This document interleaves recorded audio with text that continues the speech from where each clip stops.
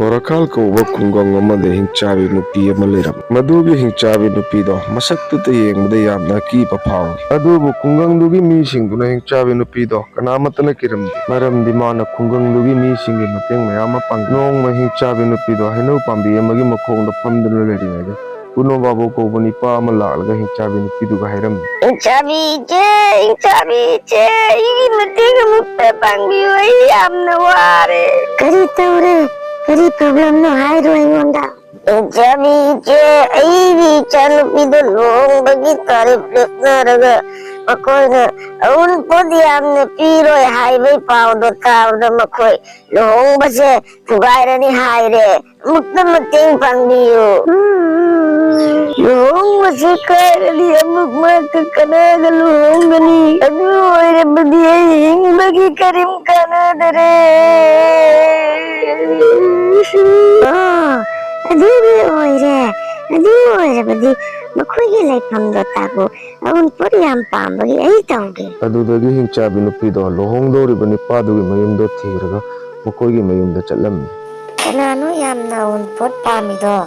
Tholo ay oina un pot piramge. Hingchabi nupido ubada lohonggadoriba nupa mayumdo yam kina hingchabi nupido khumdi. Hingchabi che akoy un pot ki kadugo ni babuda pambanjagi de akoy di maki paisa laite badita kona matungda lohongasi haikibani. Tao na koy punamak un pot ki matungda wapan na lohong bakay bataragadi ay na oina un pot pudra lakani.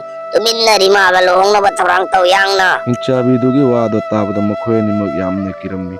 Aduga rimado chauna lohongki lohongna loikibagi matungda guno babudo hingchabi dugi manakta laklaga hairamni. Hingchabi che nangbu yamna thagachari nangna maram moiduna aigi chanupido ngasi lohongmani.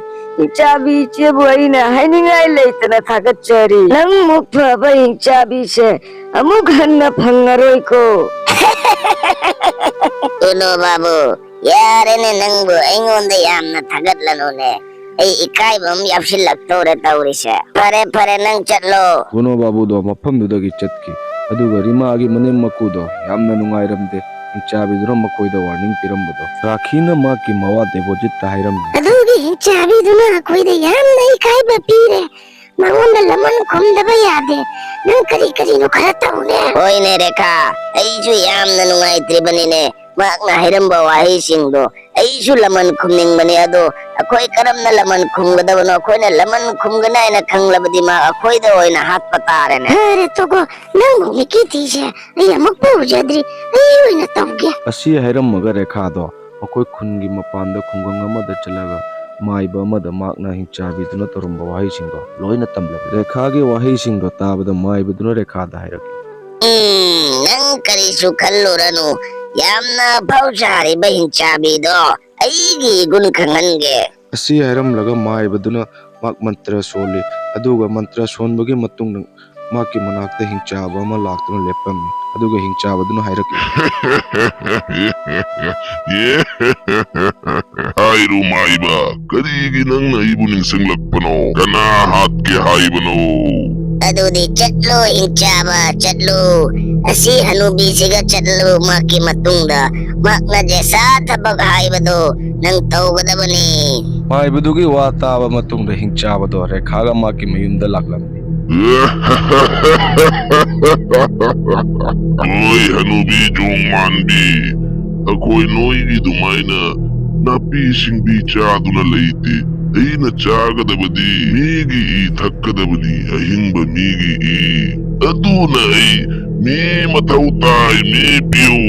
Asi hairamlaga hingchaba do mi chage haiduna mi thiba chatlamni aduda ju angawba nipaba ju thak tuna lambi duda laklam. Ju ngawbi joydo mak wakhal yamna nungaina isai sak tuna lambi duda chatlamni. Sakmaigi yuna second class ni Borakhan giyuna first class ni Kajiktang takpada pungaw-ngawri. Yung ngaway basi kaya nungay karabanon eh. Angaw mi ngaktanine ju thakti basa. ꯑꯗꯨꯗ ꯕꯤꯖꯣꯏꯒꯤ ꯃꯃꯥꯡꯗ ꯍꯤꯡꯆꯥꯕꯗꯣ ꯂꯥꯛꯂꯒ ꯕꯤꯖꯣꯏꯗ ꯍꯥꯏꯔꯝꯃꯤ, ꯑꯩꯅꯤꯅꯦ ꯑꯍꯥꯟꯕ ꯑꯉꯥꯎꯕ ꯍꯥꯏꯕꯗꯨ U ꯊꯛꯇꯅ ꯅꯪꯒꯤ ꯅꯉꯛꯁꯝꯗꯣ ꯀꯛꯂꯒ ꯑꯩꯅ ꯅꯪꯒꯤ ꯏꯗꯣ ꯑꯣꯏꯅ ꯊꯛꯀꯗꯧꯔꯤꯕꯅꯤ ꯑꯗꯨꯒ ꯉꯥꯎꯒꯅꯤ. ꯑꯁꯤ ꯍꯥꯏꯔꯝꯂꯒ ꯍꯤꯡꯆꯥꯕꯗꯨꯅ ꯕꯤꯖꯣꯏꯗꯣ ꯍꯥꯠꯀꯦ ꯍꯥꯏꯅ ꯇꯥꯟꯅꯩ. ꯕꯤꯖꯣꯏꯗꯣ ꯆꯦꯟꯒꯦ ꯇꯧꯕꯗꯨꯗ ꯃꯐꯝꯗꯨꯗ ꯑꯣꯟꯊꯈꯤ. Oima, si jujina yahat tauredana. Si juje mina thakkan hoina base achumbanidana. Ju thakudana chen basu ngamdre hey shor. Aibu muktan kanbiwai.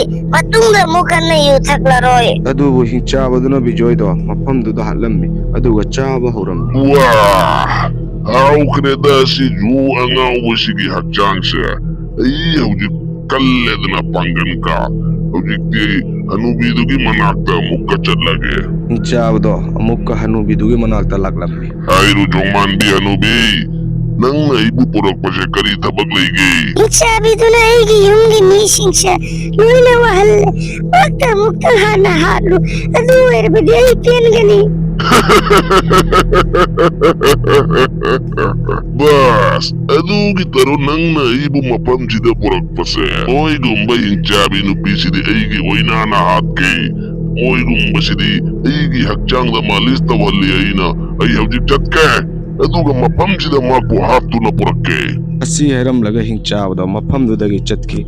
ꯑꯗꯨꯗ ꯔꯦꯈꯥꯒꯤ ꯃꯋꯥ ꯗꯦꯕꯣꯖꯤꯠꯇꯣ ꯔꯦꯈꯥꯒꯤ ꯃꯅꯥꯛꯇ ꯂꯥꯛꯂꯒ ꯍꯥꯏꯔꯝꯃꯤ, Oi Rekha, nangna si hinchaba nupa sidi puduna lage. Adubu, mag hinchabi nupidubu hatma ngamdauribane. Makna sukyamna pausa na nganglibasa. Makna karing tawang ngamdradi, nangoy tawrudana. Hinchabi nupidu lakudadi. Bathroom manungda luto na layraga kawkraba. ꯔꯦꯈꯥꯒꯤ ꯋꯥꯗꯣ ꯇꯥꯕꯗ ꯗꯦꯕꯣꯖꯤꯠꯇꯣ ꯇꯨꯃꯤꯟꯅ ꯂꯩꯈꯤ. ꯑꯁꯣꯝꯗ ꯍꯤꯡꯆꯥꯕꯗꯨꯅ ꯕꯣꯔꯈꯥꯜꯗꯒꯤ ꯑꯉꯥꯡ ꯑꯃ ꯐꯥꯔꯒ ꯍꯥꯏꯔꯝꯃꯤ, Kungangi misa, tawlago, yamna tawlago. Yengu aina nakoigi angang ama paana layre. Noi tawlaktrabadi aina chakiba tare. ꯍꯤꯡꯆꯥꯕꯤꯗꯨꯒꯤ ꯋꯥꯗꯣ ꯇꯥꯕꯗ ꯈꯨꯡꯒꯪꯒꯤ ꯃꯤꯁꯤꯡꯗꯣ ꯃꯄꯥꯟꯗ ꯊꯣꯛꯅꯔꯝꯃꯤ ꯑꯗꯨꯒ ꯌꯥꯝꯅ ꯀꯤꯔꯝꯃꯤ. ꯑꯗꯨꯗ ꯈꯨꯟ ꯄꯨꯕ ꯑꯍꯟꯗꯨꯅ ꯍꯥꯏꯔꯛꯏ, Nang kanano, angang karigi pabiribano, angang tadopyo. Ako na nangi karibang nabatawkara. Nakoina aigi kari sumang nabatawdi. Adubu, nakoigi kungangda layba hinchabi nupido. Yamna usit tawaydi. Adugani aina changyang ningba. Apaw sari ba hinchabi nupido. Uduna lagu ay angang se uduna chatle. ꯑꯁꯤ ꯍꯥꯏꯔꯝꯂꯒ ꯍꯤꯡꯆꯥꯕ ꯅꯨꯄꯥꯗꯨꯅ ꯑꯉꯥꯡꯗꯣ ꯄꯨꯗꯨꯅ ꯆꯠꯈꯤ. ꯈꯨꯡꯒꯪꯒꯤ ꯃꯤꯁꯤꯡꯗꯨꯅ ꯍꯤꯡꯆꯥꯕꯤꯗꯨꯒꯤ ꯃꯅꯥꯛꯇ ꯆꯠꯂꯒ ꯋꯥꯔꯤ ꯄꯨꯝꯅꯃꯛ ꯂꯣꯏꯅ ꯂꯤꯔꯝꯃꯤ. Hinchabi iche, nang natrabadi angang kanbang amaroi. Angang thawai tadi amukta kanbiyo. Nakoy karimata kigano, ay angang puduna laki. ꯑꯁꯤ ꯍꯥꯏꯔꯝꯂꯒ ꯍꯤꯡꯆꯥꯕꯤ ꯅꯨꯄꯤꯗꯣ ꯖꯪꯒꯜꯗ ꯍꯤꯡꯆꯥꯕ ꯅꯨꯄꯥꯗꯨꯒꯤ ꯃꯅꯥꯛꯇ ꯆꯠꯂꯒ ꯍꯥꯏꯔꯝꯃꯤ, Hinchaba, angang tadogo, nang ingonda laman kumge haiba natra. Yengo, ay lagi. ꯍꯤꯡꯆꯥꯕꯤ ꯅꯨꯄꯤꯗꯣ ꯎꯕꯗ ꯍꯤꯡꯆꯥꯕꯗꯣ ꯅꯣꯛꯂꯒ ꯍꯥꯏꯔꯛꯏ, Wah, nanggumba hinchabi nupisidi aina ahanba uri. Kaibang migi machabu kanbigi haina lakpa. Aiko, nang nakalam ngani, nangga iga madakta yaknabase, karigi leraki do haina. Lago, adudi aina ngonda kangange. ꯑꯁꯤ ꯍꯥꯏꯔꯝꯂꯒ ꯍꯤꯡꯆꯥꯕ ꯅꯨꯄꯥꯗꯨꯅ ꯍꯤꯡꯆꯥꯕꯤ ꯅꯨꯄꯤꯗꯣ ꯄꯨꯗꯨꯅ ꯆꯠꯈꯤ. ꯑꯁꯣꯝꯗ ꯈꯨꯡꯒꯪꯒꯤ ꯃꯤꯁꯤꯡꯗꯣ ꯑꯉꯥꯡꯗꯣ ꯎꯕꯗꯨꯗ ꯌꯥꯝꯅ ꯍꯔꯥꯎꯔꯝꯃꯤ. ꯑꯗꯨꯗ ꯈꯨꯟ ꯄꯨꯕ ꯑꯍꯟꯗꯨꯅ ꯍꯥꯏꯔꯛꯏ, Hinchabi nupiduna akoigi matam pumbada mateng pangbibani. Nasi akoina makisu mateng pangbipam thoki. Aduna chatsi. ꯈꯨꯟ ꯄꯨꯕ ꯑꯍꯟꯗꯨꯒꯤ ꯋꯥꯗꯣ ꯇꯥꯕꯗ ꯃꯈꯣꯏ ꯃꯌꯥꯝ ꯍꯤꯡꯆꯥꯕꯤ ꯅꯨꯄꯤꯗꯨꯒꯤ ꯃꯇꯨꯡꯗ ꯏꯟꯅꯈꯤ. ꯑꯗꯨꯒ ꯍꯤꯡꯆꯥꯕ ꯅꯨꯄꯥꯗꯨꯅ ꯍꯤꯡꯆꯥꯕꯤ ꯅꯨꯄꯤꯗꯨ ꯃꯥꯏꯕꯗꯨꯒꯤ ꯃꯅꯥꯛꯇ ꯄꯨꯗꯨꯅ ꯂꯥꯛꯂꯝꯃꯤ. Maiba, ꯑꯩꯅ ꯍꯤꯡꯆꯥꯕꯤ ꯅꯨꯄꯤ ꯑꯁꯤ ꯐꯥꯗꯨꯅ ꯄꯨꯔꯛꯂꯦ ꯂꯥꯛꯂꯣ ꯍꯥꯠꯂꯁꯤ ꯉꯥꯏꯈꯣ ꯍꯤꯡꯆꯥꯕ ꯅꯪ ꯃꯇꯝ ꯄꯨꯝꯕꯗ ꯑꯗꯨꯛ ꯊꯨꯅ ꯊꯕꯛ ꯇꯧꯅꯤꯡꯂꯤꯕ ꯀꯔꯤꯒꯤꯅꯣ ꯑꯐꯕ ꯊꯕꯛꯇꯤ ꯏꯪ ꯇꯞꯅ ꯇꯧꯒꯗꯕꯅꯤ ꯂꯥꯛꯈꯤꯁꯅꯨ ꯍꯅꯨꯕꯤ ꯔꯦꯈꯥꯗꯣ ꯑꯗꯨꯒ ꯍꯥꯠꯁꯤ ꯑꯗꯨ ꯑꯣꯏꯔꯕꯗꯤ ꯃꯥꯒꯤꯁꯨ ꯂꯃꯟ ꯈꯨꯝꯃꯦꯗꯅ ꯃꯐꯝꯗꯨꯗ ꯔꯦꯈꯥꯗꯣ ꯃꯥꯒꯤ ꯃꯋꯥ ꯗꯦꯕꯣꯖꯤꯠꯇꯣ ꯄꯨꯗꯨꯅ ꯂꯥꯛꯂꯝꯃꯦ ꯑꯗꯨꯒ ꯍꯥꯏ ꯑꯩ ꯂꯥꯛꯑꯦ ꯃꯥꯏꯕ ꯍꯥꯠꯂꯣ ꯍꯤꯡꯆꯥꯕꯤ ꯅꯨꯄꯤꯁꯦ ꯑꯣ ꯑꯁꯤ ꯄꯨꯝꯕꯁꯦ ꯅꯪꯅ ꯇꯧꯕ ꯑꯣꯏꯔꯦ ꯑꯩ ꯑꯃꯨꯛꯇ ꯅꯥꯟꯊꯣꯛꯈꯤꯁꯅꯨ ꯅꯪꯕꯨ ꯀꯔꯤ ꯇꯧꯒꯦ ꯌꯦꯡꯉꯨ ꯃꯥꯏꯕꯗꯨꯒꯤ ꯋꯥꯗꯣ ꯇꯥꯕꯗ ꯍꯤꯡꯆꯥꯕ ꯅꯤꯄꯥꯗꯣ ꯍꯤꯡꯆꯥꯕꯤ ꯅꯨꯄꯤ ꯑꯗꯨ ꯍꯥꯠꯀꯦ ꯆꯠꯂꯤ ꯑꯗꯨꯗ ꯈꯨꯡꯒꯪꯒꯤ ꯃꯤꯁꯤꯡꯗꯣ ꯃꯈꯨꯠꯇ ꯆꯩ ꯑꯃꯃꯝ ꯄꯥꯏꯗꯨꯅ ꯃꯐꯝꯗꯨꯗ ꯂꯥꯛꯂꯝꯃꯤ ꯑꯗꯨꯒ ꯃꯈꯣꯏ ꯄꯨꯝꯅꯃꯛꯄꯨ ꯐꯖꯅ ꯐꯨꯈꯤ ꯑꯗꯨꯗ ꯍꯤꯡꯆꯥꯕꯤ ꯅꯨꯄꯤꯗꯣ ꯄꯨꯟꯕꯗꯒꯤ ꯅꯥꯟꯊꯣꯛꯈꯤ ꯍꯤꯡꯆꯥꯕ ꯅꯨꯄꯥꯗꯣ ꯄꯥꯏꯔꯒ ꯃꯈꯥꯗ ꯂꯪꯊꯈꯤ ꯑꯩꯈꯣꯏ ꯑꯅꯤꯅꯁꯨ ꯑꯩꯕꯨ ꯍꯥꯠꯀꯅꯤ ꯀꯥꯏꯅ ꯇꯧꯖ ꯁꯥꯔꯅ